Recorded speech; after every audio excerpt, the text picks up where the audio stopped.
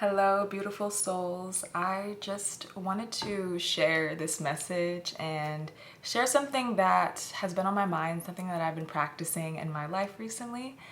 And I just intuitively felt like recording this, so here we are. I wanted to talk about making changes within ourselves and maybe noticing faults or habits within ourselves that we would like to change, while also not judging and condemning ourselves harshly. And in my opinion, I think that that is the most productive form of self-growth and the most productive way to self-transformation. And I think that being able to sit with all aspects of yourself, both light and dark, is the ultimate form of self-knowledge and self-awareness. And I think a lot of the time when we notice things within ourselves, habits, ways of being that maybe aren't aligning with the version of ourselves that we want to be, we immediately are so harsh and hard on ourselves about it. And I have been like that for a lot of my life. And so coming into this has been very healing for me, and it's just been very new because I'm not used to engaging with myself from a more gentle space, and I'm not used to guiding myself through change. I'm more so used to shaming myself into change.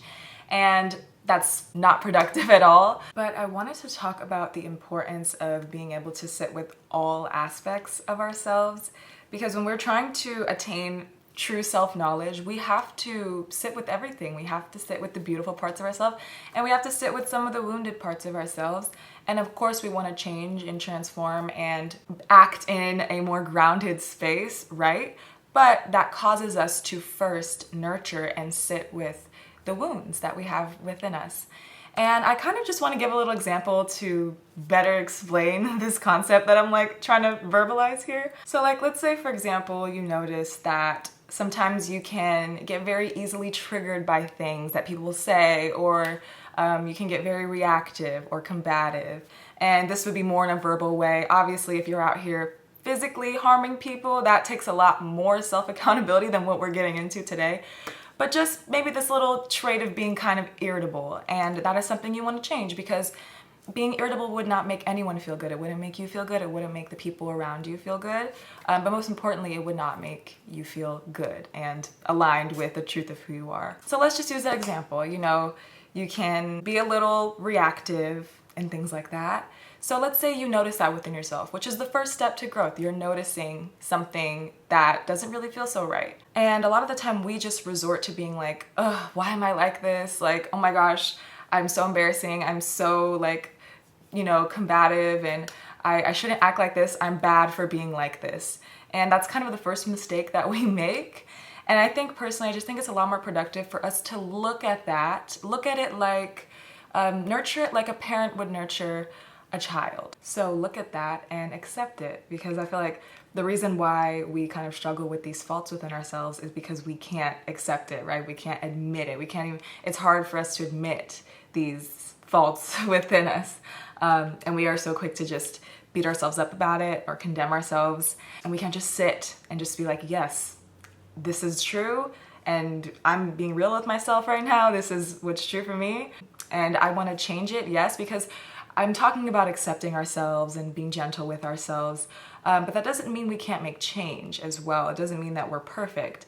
We can, it's just more about looking at these aspects of ourselves from a neutral view. And I like to say, like, looking at ourselves in the way that God would look at us, in the light of God, in the light of spirit, whatever you want to call that.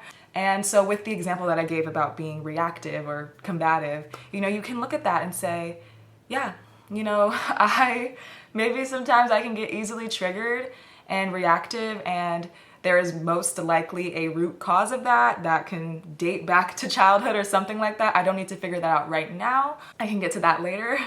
But right now, I'm gonna look at that, I'm gonna accept it, and I'm gonna nurture it. And I'm not gonna sit here and say that I'm a horrible person or say that I'm bad for that or anything like that. And I feel like a lot of the time, we spend so much time judging ourselves and condemning ourselves and beating ourselves up about these little faults within us, when we could utilize that time to actually begin to make changes and to begin to transform those, maybe those bad habits or those ways of being that we no longer want to act out of.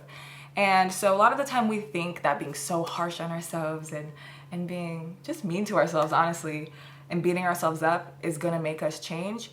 But sometimes that hinders us further because we get stuck in the trap of judging ourselves. I just honestly think it's so much more productive to take a bird's eye view of yourself. Look at all these aspects of yourself. Look at the beautiful ones. Look at the things you want to change. And look at it from a place of equanimity, from a place of neutrality.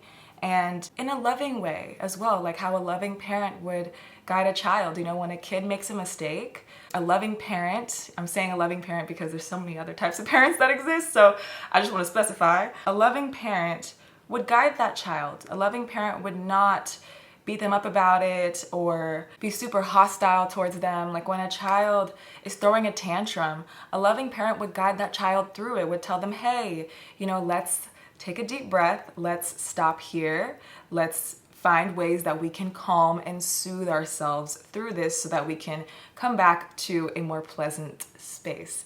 And so just going back to the example that I gave, you can tell yourself, okay, I notice that I can be reactive, right?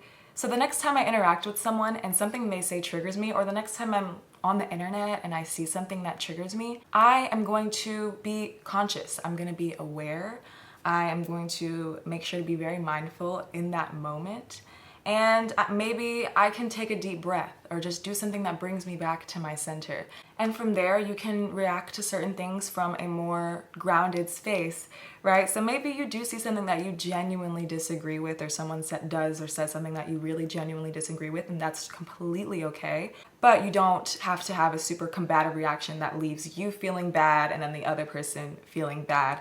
You can react from a space of centeredness and groundedness. And it's a process with that little example. Even if you make a mistake and you do revert back, it's a process. Be gentle with yourself through the process. And I really truly feel that using that method of just seeing yourself, like I said, in the light of spirit, in the light of God, and not judging yourself so harshly, but guiding yourself gently towards change, it's a lot more productive. And you'll notice that you'll have a much more positive relationship with yourself as well, and a much more gentle relationship with yourself, because so many of us are just so used to being so harsh on ourselves. And trust me, I have been there. I'm still working through it, and I'm still trying not to judge myself for being harsh on myself. So we don't want to also judge ourselves for judging ourselves. We just want to be able to return to neutrality and take a moment to see the bird's eye view of things and not be so caught up in everything, and just see ourselves as human beings that are learning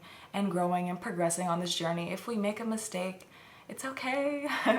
It's okay. You don't need to be your biggest enemy. That is not going to really help you at all, even though some people kind of say it is, and just being harsh on yourself is going to help you. I don't believe in that, but you know, that's kind of just my stance on it. But you can be your biggest cheerleader and pick yourself up out of those moments. You know, be there for yourself. Don't be your own bully, because it's not really gonna be very productive for you. I really feel that you attain a very healthy and powerful level of self-knowledge when you can be real with yourself and be honest with yourself about certain things that, you know, you might need to work on, you might need to transform, but also you don't judge yourself for it and you don't hate yourself for it, and you just look at it as neutral information, and you just look at it as, okay, this is just something I'm gonna work on. This is something I'm gonna work towards, and I'm gonna nourish it. I'm gonna nourish myself.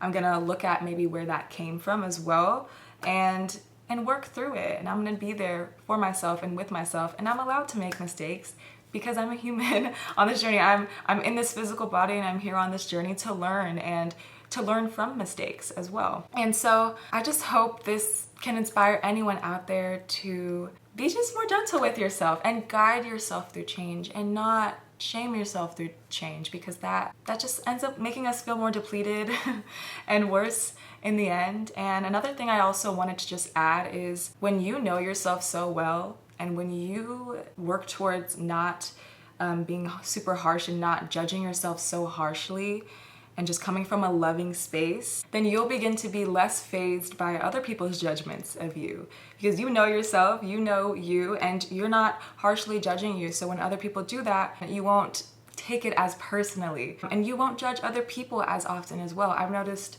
the less that I judge myself, the less that I judge others, and the more compassion that I have with others. And I can be real with others and be real with maybe things that I'm not okay with. But I don't need to spend so much time dwelling on the negativity in it and condemning that person. I can just, say what I might need to say and move forward. And so everything starts with self. When we begin to harness this healthy relationship with ourselves and to learn healthier ways to grow and change, we make a beautiful impact on the world, and we interact with the people in our world in a healthier way. We interact with our world, period, in a healthier way. And I just really wanted to share that. It's kind of just a stream of consciousness. And I hope that it really just helps anyone out there who has been looking to make change, but you feel kind of stuck in that judgment zone. I really hope that all of you watching this are doing well and taking care of yourselves and learning to love yourselves more and more each day. It's definitely a process, and I'm working through that as well. Nobody is perfect. But yeah, that's kind of everything that I wanted to share. I feel like this ending's kind of abrupt, but that's all I have on my mind, and that's all I have on my heart, and I think I got it out. So thank you so much for being here and for watching this video the whole way through. And I'm sending you all my love and all my light and many blessings and just positive energy your way. And yeah, I will see you in my next video. Bye. Take care, everybody. Blessings.